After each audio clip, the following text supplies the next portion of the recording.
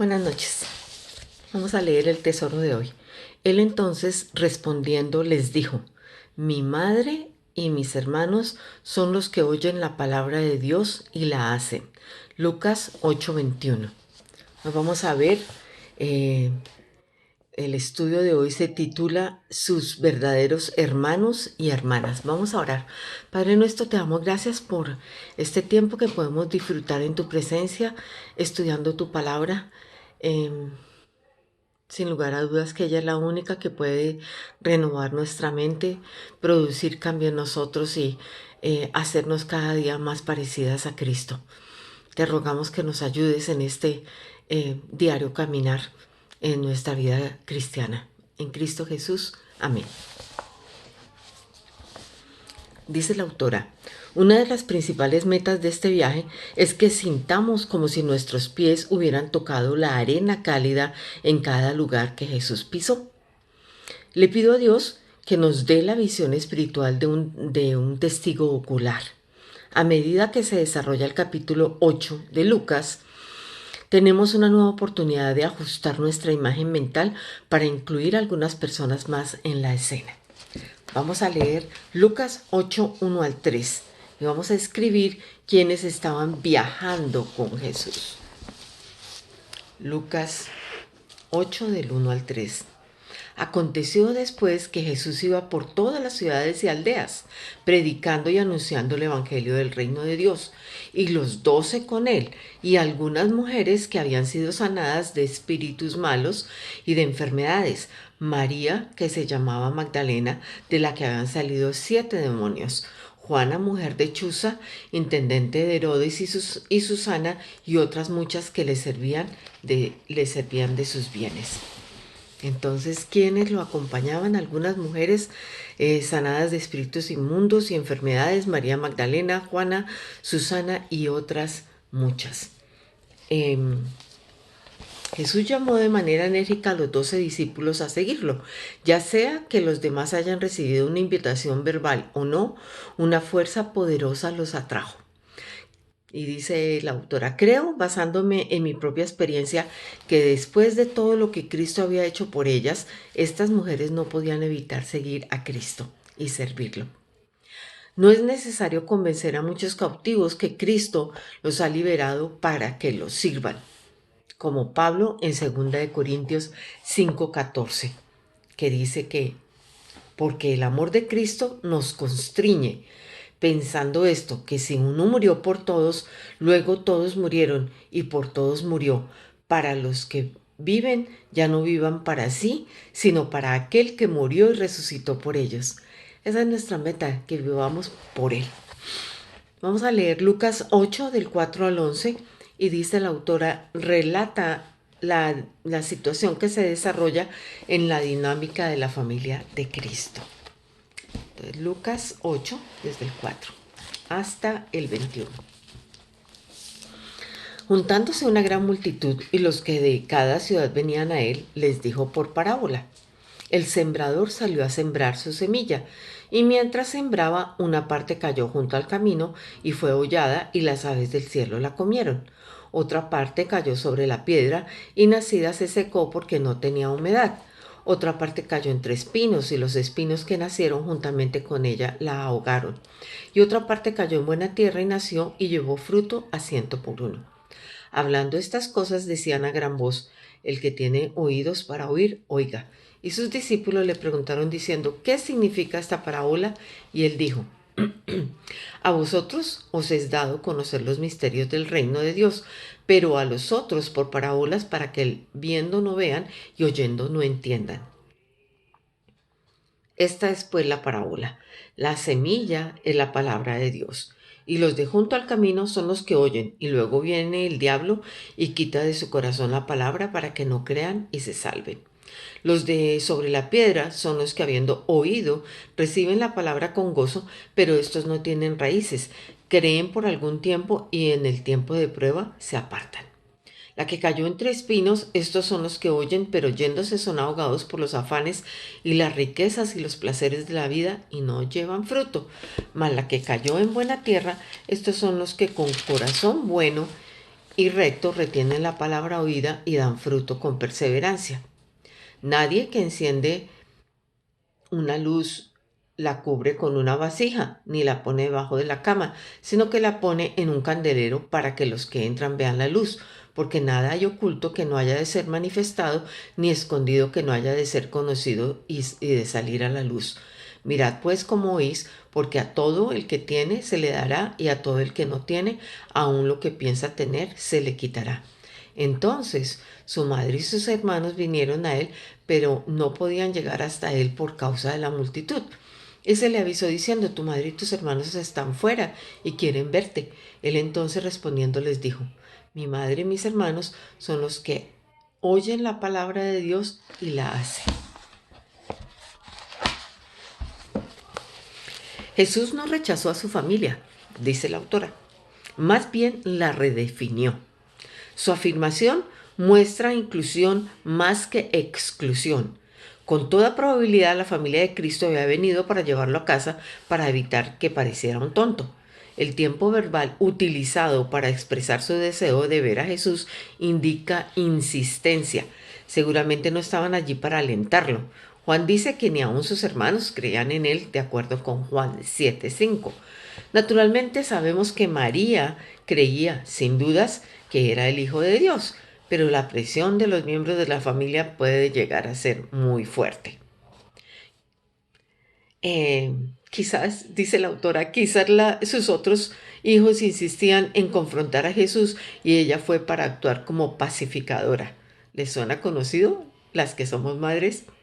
Pero no es necesario ser madre para imaginar cómo se sentía ella en su situación actual. Entonces, dice lo siguiente la autora: al redefinir su dinámica de la familia, Cristo afirmó: mi madre y mis hermanos son los que oyen la palabra de Dios y la hacen. Lucas 8:21. Él tenía toda la intención de que sus palabras fueran revolucionarias. Estas palabras son tan importantes para nosotras hoy como lo fueron para los que las escucharon entonces. Por favor, no permita que se le pase por alto la profunda importancia de la palabra de Dios. Basándose en Lucas 8:21, nuestro parentesco con Jesús se revela directamente por medio de lo que hacemos con la palabra de Dios.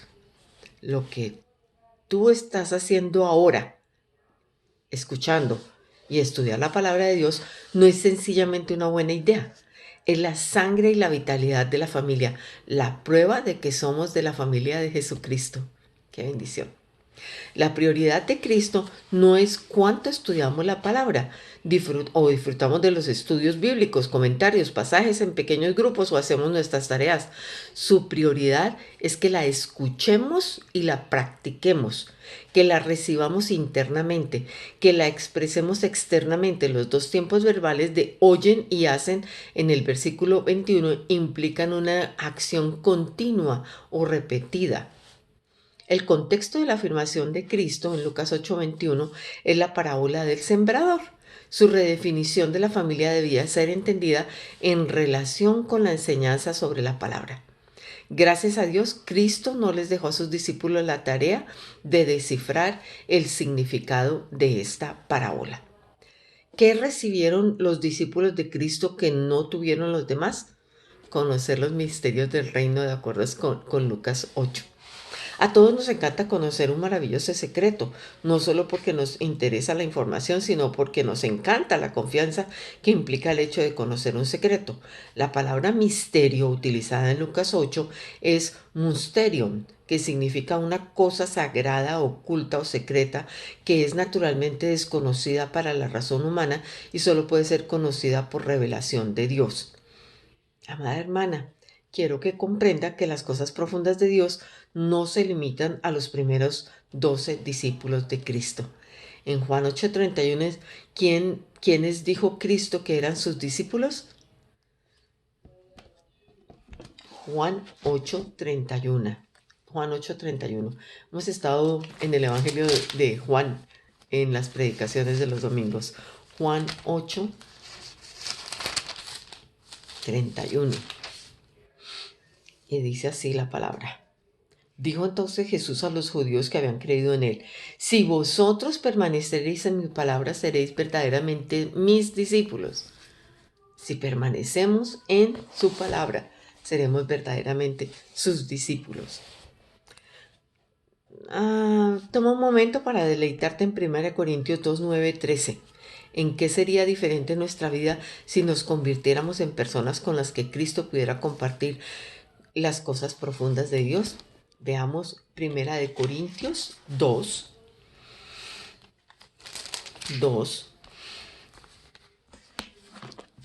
desde el 9 hasta el 13. Primer versículo me recuerda nuestro estudio anterior. Dice así la palabra: antes bien, como está escrito, cosas que ojo no vio, ni oído oyó, ni han subido en corazón de hombre, son las que Dios ha preparado para los que le aman. Eso está en Isaías 64:4. Pero Dios nos la reveló a nosotros por el Espíritu, porque el Espíritu todo lo escudriña, aún lo profundo de Dios. Porque ¿quién de los hombres sabe las cosas del hombre sino el Espíritu del hombre que está en él? Así tampoco nadie conoció las cosas de Dios sino el Espíritu de Dios. Y nosotros no hemos recibido el Espíritu del mundo, sino el Espíritu que proviene de Dios, para que sepamos lo que Dios nos ha concedido.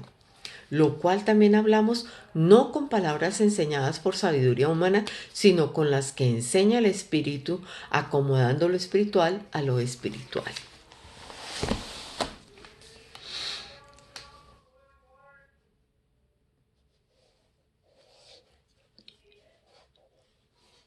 ¿Qué sería diferente nuestra vida si nos convirtiéramos en las personas con las que Cristo pudiera compartir las cosas profundas de Dios?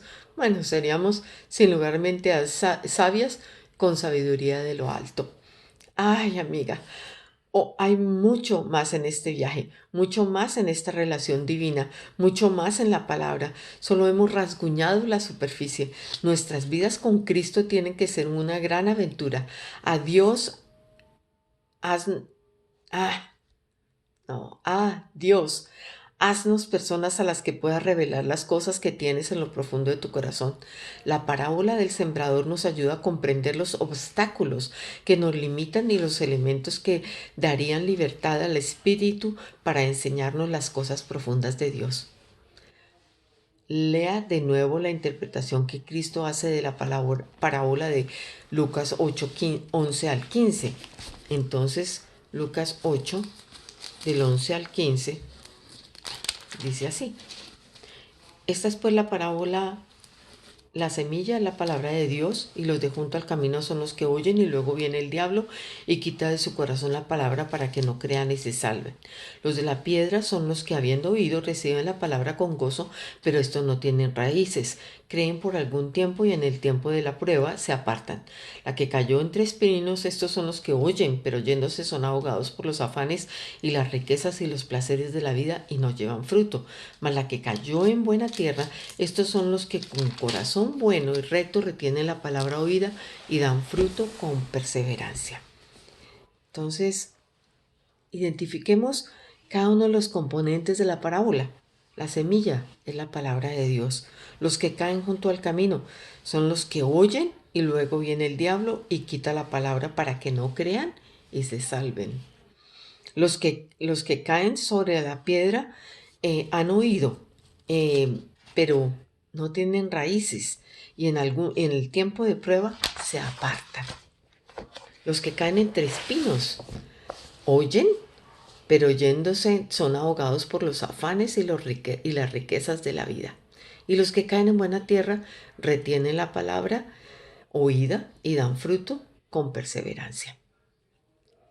Antes de estudiar las diferencias entre cada uno de ellos, veamos algo en común. ¿Cuál es el denominador fundamental? ¿Qué relación tenían las cuatro con la palabra? Estos cuatro en donde cae la palabra. Todos la oyeron. Todos la oyeron. Ningún énfasis que se haga sobre la importancia de obedecer y poner en práctica la palabra es demasiado. Los 4 tipos de suelo escucharon la palabra, pero solo uno produjo una cosecha. No es suficiente escuchar la palabra. Acabamos de encontrar lo que es mi mayor preocupación, dice la autora, con respecto al cuerpo de Cristo. ¿Cuántas personas asisten a los servicios de la iglesia en los que no se enseña la palabra, ni siquiera escuchan la palabra de Dios? Esa idea debería darnos terror. Además, ¿cuántos son los creyentes que escuchan la palabra pero siguen viviendo vidas de derrota porque no le ponen en práctica? Y dice la autora, tristemente yo era una de ellas. Necesitaba con urgencia un cambio. Me sentía desdichada. No entendía que el poder para ser transformada y liberada del yugo de mi pasado estaba en una verdadera aplicación de las escrituras. Nuestra obediencia no tiene como fin hacer que Dios sienta que Él es el jefe. Él es el jefe y lo sabe. Nuestra obediencia en aplicar la palabra de Dios es para que nosotras podamos vivir vidas de victoria que glorifiquen a nuestro Padre que está en los cielos. No basta solo oír. Ahora estudiemos cada uno de los tipos de suelo en los que cayó la palabra de Dios. La que cayó junto al camino, observe cómo Satanás actúa en este ejemplo. Muy adecuadamente en esta parábola se representa como una ave del cielo. ¿Cómo se llama a Satanás en Efesios 2:2? Príncipe de la potestad del aire. Lucas 8:12 nos dice que Satanás tiene la capacidad de venir y llevarse la palabra del corazón de quien la escucha. La palabra que se utiliza en este versículo es airo, que significa levantar y llevarse. La imagen es la de un buitre que se lanza en picada sobre su objetivo, lo atrapa rápidamente entre sus garras y vuelve a elevarse victoriosamente hasta su nido.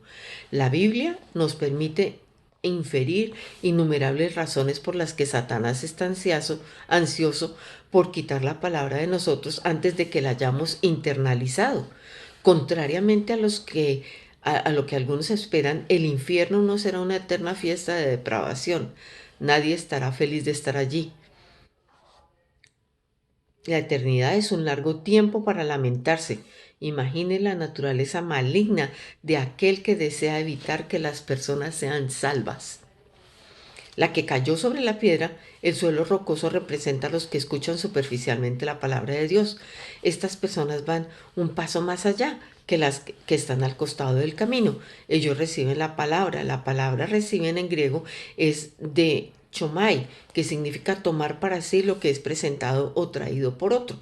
Quizá a usted lo preocupó la idea de que Satanás pudiera venir y quitar la palabra que una persona ha oído. Comprenda que Satanás no puede quitar nada que la persona que escucha y cree reclame como suya. Una vez que hemos recibido la palabra está fuera de su alcance. Puede tratar de distorsionar nuestra comprensión de ello, pero no puede robarla. Pero como pronto veremos, nosotros podemos entregarla por voluntad propia. El suelo rocoso no se limitó a recibir la palabra, la recibió con gozo. ¿Cuánto deberíamos abrirnos los ojos el hecho de que podemos escuchar la palabra y recibirla con gozo, pero no permitir que penetre con profundidad? Escuchar algunas palabras de Dios son muy duras. Imagino que Él prefiere que recibamos una palabra, luchemos con lágrimas en nuestro interior y le permitamos que eche raíces para siempre, a que saltemos de gozo durante un rato solamente. El que escucha superficialmente cree hasta que llega el tiempo de la prueba. Qué terrible vergüenza. Nos perdemos una de las expresiones más increíbles de la vida si no llegamos a ver cómo la palabra de Dios se afirma después de una prueba nuestra. Él quiere demostrarnos que funciona, quiere demostrarnos, si dejamos de creer cuando somos tentados, nunca conoceremos el poder y la fidelidad de Dios. Se ha desarrollado algunas raíces profundas de fe, eh, tal como la autora nos invita a que es probable que recuerde la época en que tu fe era superficial.